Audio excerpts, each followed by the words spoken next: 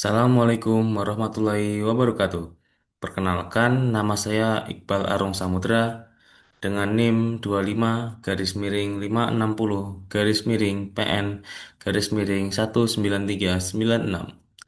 Di sini saya akan presentasikan mengenai peran manusia pada ekosistem akuatik. Oke, langsung saja. Nah, yang pertama adalah penjelasan, yaitu peran manusia pada ekosistem akuatik sangat penting dan memiliki dua sisi, yaitu sebagai pelaku yang dapat merusak dan sebagai agen pemulihan serta pelestarian ekosistem.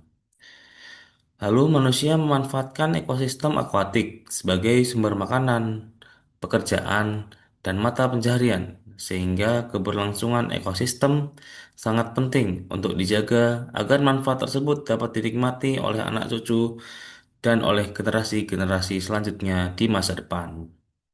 Oke, selanjutnya. Nah, di sini ada dua peran, yaitu peran positif dan peran negatif. Pada peran positif manusia dalam ekosistem akuatik yaitu mengelola sumber daya perairan secara berkelanjutan, yaitu sebagai contoh misalnya yaitu melalui pendekatan pengelolaan perikanan berbasis ekosistem yang menjaga kapasitas ekosistem untuk memproduksi ikan sesuai dengan kemampuannya atau kemampuan dalam ekosistem tersebut dalam meregenerasi ikan-ikan itu. Kemudian melanjutkan konservasi dan rehabilitasi habitat untuk melindungi spesies yang terancam punah dan menjaga keanekaragaman hayati. Nah, lalu memberikan edukasi dan meningkatkan kesadaran masyarakat tentang pentingnya menjaga kesehatan dan keberlanjutan dalam ekosistem akuatik. Lalu, menjaga praktik aquacultur dan perikanan yang ramah lingkungan untuk mendukung produksi ikan tanpa merusak habitat alami dari lingkungan tersebut. Selanjutnya, nah, kemudian dampak negatif dari aktivitas manusia, yaitu eksploitasi sumber daya ikan dan organisme akuatik secara berlebihan yang dapat mengakibatkan penurunan populasi dan gangguan pada keseimbangan ekosistem tersebut.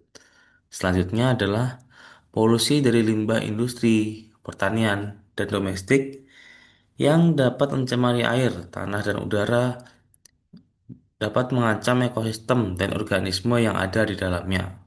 Lalu, aktivitas penambangan seperti pengerukan atau pembangunan wilayah pesisir dapat mengubah habitat alami dan menyebabkan alam tersebut kehilangan substrat-substrat penting bagi organisme-organisme di perairan tersebut.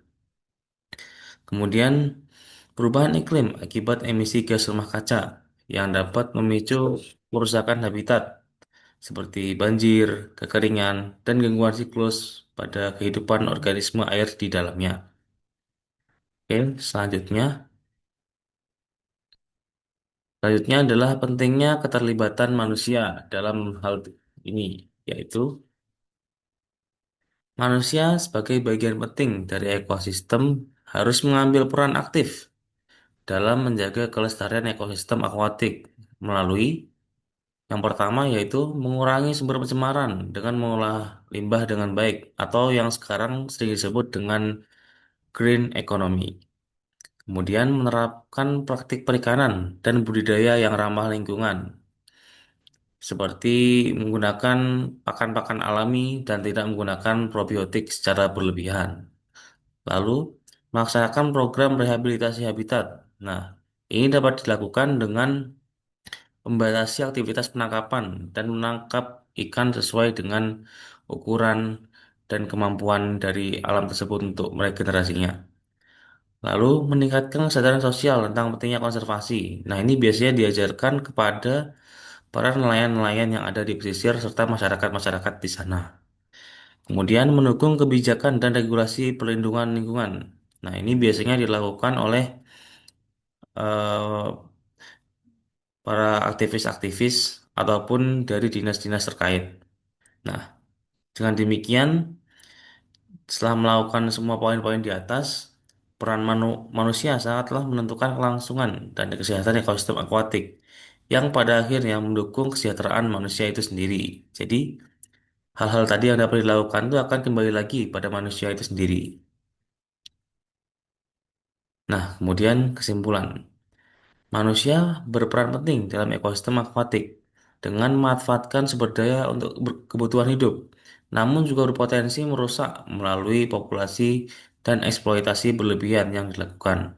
Oleh sebab itu, manusia harus menjaga dan melestarikan ekosistem tersebut melalui pengelolaan berkelanjutan dan konservasi agar ekosistem tetap sehat dan dapat dimanfaatkan oleh anak cucu dan generasi yang akan datang.